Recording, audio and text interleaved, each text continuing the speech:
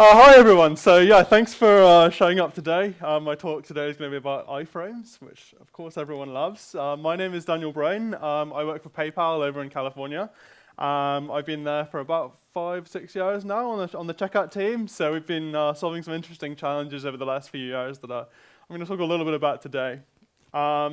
So first question, does anyone remember what the web was like in the 90s? And I'm talking websites like this with little GIFs and iframes and music and little counters on the bottom. I'm talking about marquee tags and Flash and Java applets and XHTML and all that weird unstandardized stuff that we kind of left behind and forgot about. Well, yeah, that's the stuff I'm going to talk about today, and I want to start by talking about how we should bring back Java applets. Oh yeah, maybe not. Maybe let's save that for another day. Let's talk about iframes and pop-ups instead. Iframes and pop-ups are kind of a weird and terrible thing that nobody really likes, but at the same time they're kind of useful and they're kind of cool, and I want to talk a little bit about them today. So what's great about iframes? Well, to begin with, I can just take one website and kind of embed it within another really seamlessly. I can take an entire experience and put it inside the context of another site. And actually, I get a lot from a browser. I get a lot of sandboxing. I get a lot of kind of security for free. I can embed things without the parent page having access, and I can really start exposing cross-domain experiences this way. And to me, that's really awesome. That's how things like the Facebook like button works. That's how we get YouTube videos embedded all over the place. And I feel like there's a lot of potential there, but there are also a lot of downsides. That's kind of where the fun ends. It's great, but there are a lot of problems. What are those problems? Well, first of all, they kind of just have a terrible reputation. Pop-ups have typically been used for advertising, and nobody ever likes to see ads.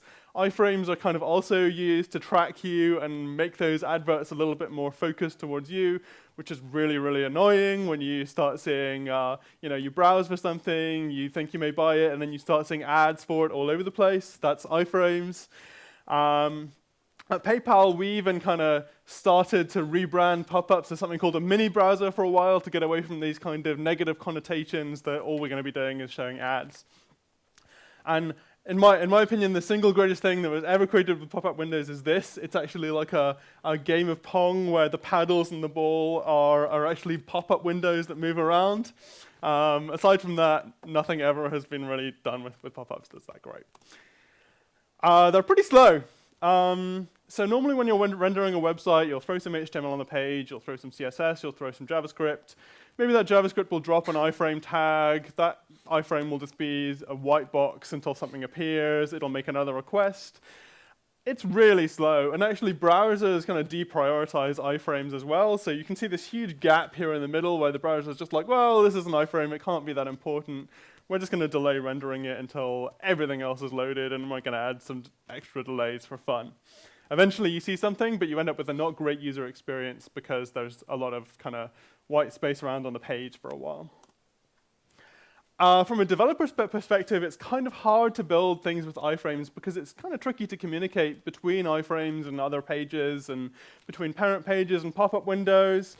For starters, you can only really send strings between them, so that makes things kind of limited. You end up with these global event listeners that end up with some really kind of funky code smells and race conditions, and you're constantly having to check, am I receiving a message from the right window or frame? Is it the right domain? What's going on? And the more iframes and pop-ups you have, the more of a problem that becomes. And with this messaging system, post-message, it's very neat, but there is no error handling, and there's no actual way to know, did my message get through successfully? I sent a message, it's kind of fire and forget, but did the iframe actually start listening for it? Maybe, maybe not. All I can do is try to send another response back to say, yes, I acknowledge I received the message, and now we've got kind of even more back and forth, and lots of potential for bugs. As an extension to that, it's kind of difficult to pass initial data down into these things. So you can pass stuff in the URL, you can pass a window name, which is kind of a hack, kind of an interesting hack because you can pass a lot of data that way. Or you can have your frame or pop-up send like a little hello message and pass data back when you get that hello message. But you're really limited here to kind of a few different hacky ways of passing initial data, and it all has to be strings, and can't really be very, very interesting data that you pass down to these things. Of course, cross-browser issues. I'm saying here there's more cross-browser issues than CSS. That's been my experience. Literally, iframes and pop-up windows work differently in every single browser in weird and wonderful ways that cause all kinds of interesting bugs. If we take IE as an example, IE doesn't actually even let you send a message between a pop-up and a parent page. You actually have to have this approach where you have a hidden iframe on the page, and you send the message into the iframe, it gets proxied over to the pop-up, and then if you want to send something back, you send a message back from the pop-up into the iframe, up to the parent page, and it's just a huge mess, and it doesn't work very well, and yeah, you want to move on from that very quickly. Here's another interesting thing from Edge that I discovered. So what this code is doing is it's creating an iframe and it's dropping it on the page. So far, so good. We have this window object you can see in the middle there. But then after we blank out the HTML, and this is something that happens very regularly if you're using different frameworks, they'll re-render and they'll throw the HTML away and re-render it. We get this weird object that looks like an object, but I can't do anything with it. If I try to see if it's closed, I get permission denied. If I try to compare it to anything, even just do a triple equals, I get an error. That throws. Type of the window shows an object, which I expect, but then when I console log it, it looks like it's undefined. So this is the kind of stuff that we've been dealing with a lot. It really is the Wild West out there with these things. Another problem is it's kind of difficult to open and even just initialize these things when you want to. Iframes are okay, but with pop-up windows, there are a lot of pop-up blockers out there, and even browsers by default will block pop-ups unless you open those things on a user interaction. So if the user clicks on a button, I can instantly open a pop-up at that point without any problems. But what if I want to start fetching some data in the meantime? What if I want to have a button that does an AJAX call, gets some data back, loads it into the pop-up? Well, now I've lost my click event. That happened, 50 milliseconds ago. Now I simply can't open my pop-up. So the only solution is I have to open the pop-up in advance, and it has to be blank for a load of time while I make some requests and while I load some data, which is, again, not a very good user experience. Security. This is one of the favorite topics around iframes, because now I just have this embedded thing on a page, and of course it's sandboxed, so nobody can reach into the iframe and get stuff out of it, which is great. But from the user's perspective, they can't really tell, is this an iframe? Is it just an element on the page? There's no URL bar, so they have no real way of verifying what site they're even interacting with without going to the dev tools first. And of course, you're not going to get a user going to the dev tools to figure out what domain their element is on. So really, as a user, you can't figure out, am I entering my credit card into this site, or am I entering it on, say, PayPal.com or somewhere else? How do we get around this? Well, you have to think really carefully about the experiences you build. And you either have to say, okay, well, I'm not going to collect any privileged data at all, like credentials or card numbers or anything, because my users simply don't know where they're entering that. Or you have to have some solution where you break out into a pop-up window and the user gets to see, okay, this is the domain I'm on, I'll enter my data and I'll go back to the iframe. Or you come up with some system where you have trusted sites. So you don't necessarily want to let your site be embedded on any site inside an iframe, but maybe you have a whitelist of certain sites that you've approved, that you know are safe, that you've vetted in some way. So definitely something you have to think about a lot. Not necessarily a blocker, just something to think about. Clickjacking is an issue with iframes, so it's great if I have a full window, I can see what I'm clicking on, but if I have an iframe, it's possible to just position elements above them and send the click right through. So let's say I have a button which sends some money to someone. Obviously, I want to be really careful about that. I only want to do that when I say so, when I say this is the thing I want to do. But with an iframe, I can just take another element, like a like button, and put it right over that button, send the click through, and as a user, I think I'm liking the page, but really I'm sending money. Well, that's not going to be great. Cookies. Well, we need cookies to keep login sessions. We need cookies to track users and give the best possible experiences, not just for advertising, but in iframes.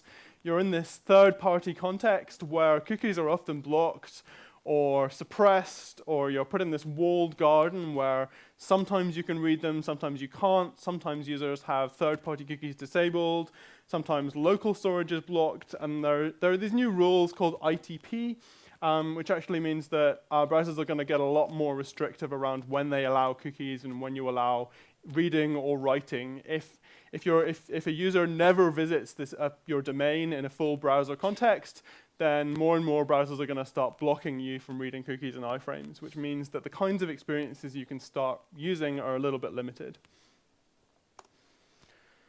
Another big problem is they're just kind of not great at displaying content like regular HTML elements. So if I render something inside an iframe, and that iframe is a certain size, probably it's going to be that size forever, no matter what I render inside of it. So I can't render outside the borders of my iframe. I can't really easily expand my iframe to be a bigger size. I'm stuck with this little bit of room that the parent page has given me, and I have to work with that. And that's often a problem as you want to build more dynamic experiences that expand out as the user starts interacting with an iframe. Well, maybe if you have a button, you want to start rendering more content on the page when the user clicks on a button, but that's kind of difficult. So Chrome recently introduced this idea of portals, which is kind of cool. This is just, I think, in the Canary version right now. Portals are kind of like iframes, but you can essentially expand them out with an animation, with CSS animations. You can expand them out to take up the full page, and they even take over the URL bar. So it's kind of like it starts off as an embedded experience, and it grows and takes over the page. And if you haven't looked at this already, I would definitely recommend taking a look. They're a little bit limited right now, but they kind of have started to solve some interesting problems here. But they do have some of the same limitations as iframes, and I think yeah, there's some work to be done there before these things become truly useful. Fundamentally, one of my big problems with iframes and pop-ups is they don't really act like components. So everyone's using React now, or Vue, or Angular, or some component-based library that really exposes this nice interface for dropping these hierarchical components and passing down props, and really easily rendering everything and having callbacks that I pass down and doing this kind of data down, actions up, where maybe I'll have like a login component and I pass down a callback to say when the user's logged in and that gets called back. Well, that's not really possible with iframes. So iframes kind of feel like they might be components, but they're not really as usable from a dev perspective as, say, a React component or a Vue component. You can definitely get halfway there. You can pass some data down, and you can start firing post messages back up, but that's kind of limited. And I'll give you an example of what that looks like. So in React, we have this really simple model where I just render this login button, I pass down a couple of props, and I'm done. That's really easy. I just took a function and directly passed it down. I passed some data and I passed it down, and this component is just going to render a login form. And it's gonna pre-fill the email address, and it's going to send a callback back when I'm done. But once I start using an iframe, that becomes a lot more kind of hairy, and this is just a simple example, but I'm having to manually create the element. I'm having to pass data down in the URL kind of manually. I'm having to wait for the iframe to load and then listen for messages and then make sure the messages are from the window I expect, because this is just a global event listener. There could be any frame sending messages to this thing. I have to check that the domain is correct so that nobody tries to hack my site. And then finally, I can start parsing the data that's being sent up and do something similar to my React component. But it's a lot more code, and you end up with a lot more boilerplate and a lot more potential for bugs. So, iframes and pop-ups, I must really hate them. Let's throw them away, right? Well, no, actually, let's try and fix them. Let's try and make them better. Because really, they are so useful at the end of the day. It's great being able to have a sandboxed experience on a site. Certainly at PayPal, we want to stop having this pattern where people have to redirect to our site. We want to have more embedded experiences where it's a much more kind of seamless user experience. And really, iframes and pop-ups are the best way to do that. We can display whatever data we want. It's totally sandboxed. We can make HTTP calls from inside this little web app that's embedded on the page without any strange CORS restrictions. And we can essentially do what frameworks like React do. We can render and re-render and send up data and pass down info and everything, but we're isolated on a totally different domain. So how did we solve this? Well, we started by building out a bunch of tools that make using iframes and pop-ups really, really easy, as opposed to how they are by default. And the main library we exposed here is called Zoid. It essentially takes iframes and treats them as fully fledged kind of first-class components, just like in React. So here's an example of what a Zoid component actually ends up looking like. I define this component, I give it a tag name, and I give it a URL, which is what's going to be loaded into the frame or pop-up window. And then, take away all that boilerplate that we saw before, I can really simply just start rendering this component and pass down some props, say where I want to render it, and it acts just like a React component. No longer do I just have to pass down strings, I can start passing down functions and callbacks and more interesting data. And I can do the whole data down, actions up thing, and it's a whole lot nicer as a result. And the way we built this is actually you can even start dropping these Zoid components directly into React. So let's say I've predefined that login component. I can just say, okay, I want to get the React driver for this, and I want to create a React component, and I want to start just using JSX to render this. So now I have this React component, and it feels like I'm just using a native React component, but in reality, behind the scenes, it's doing all the work to create an iframe, to automatically resize it, to pass down these props and callbacks, and to do all the heavy lifting for me. How does that look in the child window? Well, I just get these props directly. I get this object called window.xprops, and that's just literally a JavaScript object with everything that was passed down, just like in React with the props object. I get xprops.prefilledemail, which I passed, which is a string, and I get xprops.onLogin, which is a callback, and I don't have to do any work to get that. It's just there available, and of course it's a global because now we're passing props down to an entire browser window, an entire web page, but it acts very similarly to how a React props would work. So what did we do with Zoid? Well, we said, okay, instead of passing down just strings, we're going to allow you to pass down props, because that's a really useful concept from React. We want you to pass that down directly into iframes, including functions, and we'll let you just do whatever you want with those props. We're going to let you skip doing any of the manual setup for iframes, any of the setup, any of the resizing, any of the serializing, any of the messaging even.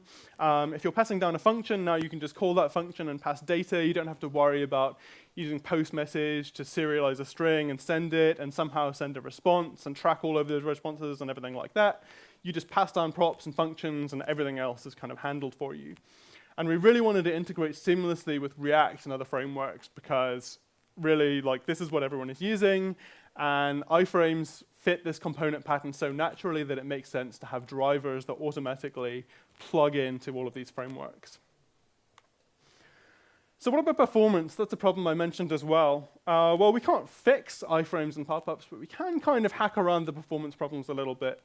And what we ended up deciding to do at PayPal was some kind of pre-rendering pattern. So instead of just having a blank space before an iframe loads, like you see in the V1 version here, we can start doing simple things like rendering a loading spinner, and maybe eventually we can get more advanced and actually start rendering some boilerplate kind of UI. We don't know who the user is yet because we haven't got into the iframe, but we can at least have a very simple button or something that can evolve into a more complex button once the iframe's actually loaded. And it turns out that works really well for a lot of experiences. At least giving the user something to see, something to interact with, solves a lot of these performance problems and makes it feel like a much less of a kind of janky experience. How does that look in code? Well, you can just use JSX. You can put a pre-render in your Zoid component, and you can render whatever you would render normally using React or another framework. It doesn't have to be JSX. It could be a regular HTML node. Doesn't matter. So what about space? We mentioned that iframes only have a little bit of space and they can't really resize very easily. Well, Zoid takes care of that as well. Zoid makes it so that if I render more stuff inside of this iframe and it starts taking up more room, we can just automatically resize that iframe with an animation or something like that to take up all the room that it needs to take up. And of course, that can be limited by the parent page. We don't want to take up more room than we're allowed, but at least it starts giving us more of an opportunity to give dynamic experiences where I start interacting, and an iframe expands out a little bit, and I can start doing more interesting stuff on the page without being redirected. How does that work? Well, I literally just say to Zoid, I want you to auto resize for height or width, or I can even manually from the child window say I want to resize and take this particular amount of space. Another problem we wanted to solve here is actually rendering new iframes from inside of our original iframe. So let's say we have a button, but we don't want to just resize the button. We want to actually show an entirely new experience somewhere else on the page. Well, Zoid handles that too. It actually lets me render an iframe from inside the child window. So inside this green button here, I can say, okay, I want to render a totally new iframe to a totally different part of the parent page. Normally that iframe wouldn't have enough access to be able to do that. It's totally sandboxed. It can't access the parent page. But Zoid actually facilitates all of the interactions you need to start rendering up. So how this looks in code is literally, instead of doing .render and just passing in an element, I actually say the window that I want to render to. So let's say I'm inside of an iframe. I want to render this login component somewhere else on the parent page. I can just do render to window parent, say the container name, and Zoid will handle all of the magic that is involved in making that work. And believe me, there is a lot of magic. What about the cross-browser issues I mentioned? Well, we solved a lot of them. I don't want to show you the code. There are a few leaky abstractions still, like the whole messaging a window thing. You still have to set up a hidden iframe. But a lot of those messy details we've abstracted away, and it's kind of like when you first used jQuery in the 90s and you realize, okay, I can do all of this stuff and I don't have to think about IE anymore. So that's kind of nice. So what else here? I've talked a little bit about Zoid, but there are a few other libraries that we've actually open sourced here. So if you're trying to do a bit more kind of like granular stuff, you don't want the whole component approach, you could use PostRobot to facilitate sending messages and sending functions across the iframe, kind of cross-domain boundary. We have this library called FetchRobot that lets you start using cross-domain requests instead of using cores. You can set up a little hidden iframe and it can manage all of those cross-domain requests pretty seamlessly. We have some cross-domain utils that solve a lot of those kind of cross-browser problems with window objects and whatever else. And I realize now that the link is wrong, but we have a library called Beaver Logger, which allows sending logs across the cross-domain boundary from the client side on any site to a centralized server. So what are we using this for at PayPal? Well, we have a bunch of experiences that use Zoid and these other libraries now. We have our smart buttons, which are rendered inside an iframe and kind of dynamically decide based on who the user is and who the merchant is, what buttons you should see and which ways you should be able to pay. We have auth set up using Zoid, so you could have a login button that triggers a pop-up window that lets you log in, or tries to read the cookie if it's available. We have marketing components that are built using iframes, and these are kind of becoming more smart marketing components that can actually communicate up to our merchants and let them know who's clicking on them, what's the conversion, what's going on. We have onboarding flows where people can sign up to PayPal from an entirely different site. And we have things like credit card fields that facilitate people using credit cards without needing to be PCI compliant. So we're really starting to use iframes and pop-ups in kind of a lot of different ways, and some of these tools that we've open sourced have really started to facilitate that.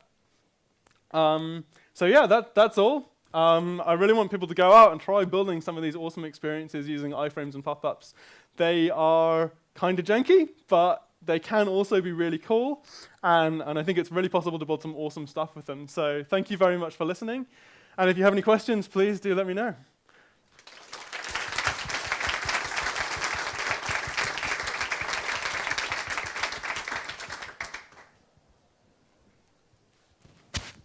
So I just had a question, just on the architecture of this.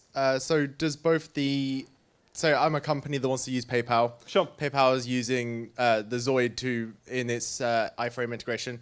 Does my website now also have to have Zoid in order to pass the correct properties to your iframe? Yeah, you would have to have Zoid, or you'd have to load our SDK. So typically, like if you want to expose a Zoid component, the easiest way is to expose like an SDK that people load in their sites, and that comes bundled with Zoid. So that's exactly what we do at PayPal, yeah. Okay. And then just the other point, the fetch robot cause avoidance. So that's obviously interesting for you, obviously being able to do cross-domain stuff. But is there any? Have you thought about how the security implications of that? Obviously, as a bad person, I might go, well, now here's an easy way of me getting these cross-domain requests off so that I can pull data off of this, that users entered a credit card, I pull the data down, I throw it off to whatever CC server I'm using or whatever, like that stuff like that. Sure, yeah. So with Fetch Robot, actually, I have to expose an iframe that exposes a policy for everything that I want to allow people to use. So I have to manually say, okay, I'm only going to allow these URLs, I'm only going to allow these methods, I'm only going to allow, you know, these content types or these headers or whatever. So I have to explicitly whitelist everything that I want to expose. So it's like cores in that everything has to be kind of whitelisted on, but it's a little bit easier since it it can be done kind of all on the client side using an iframe. But yes, definitely, to answer your question. Do we have any more questions? Sorry.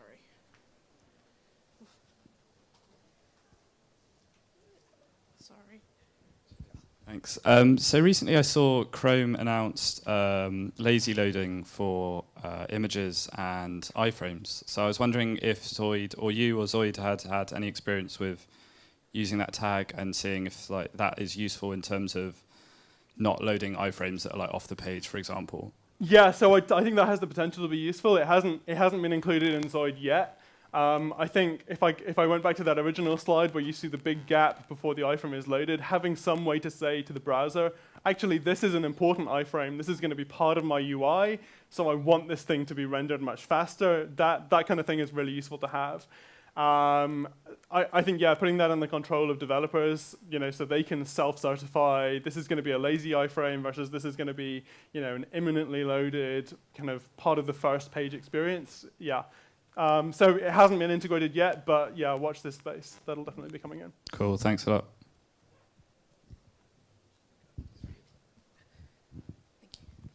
Yeah, just following on from that, are you participating in standards, or do you have views of where the standards should evolve for iframes? Because you're right, it's forgotten, and yeah, so I mean, I haven't directly participated, but I've had a bunch of discussions with browser devs. So I'm really interested to see how the whole portals thing evolves.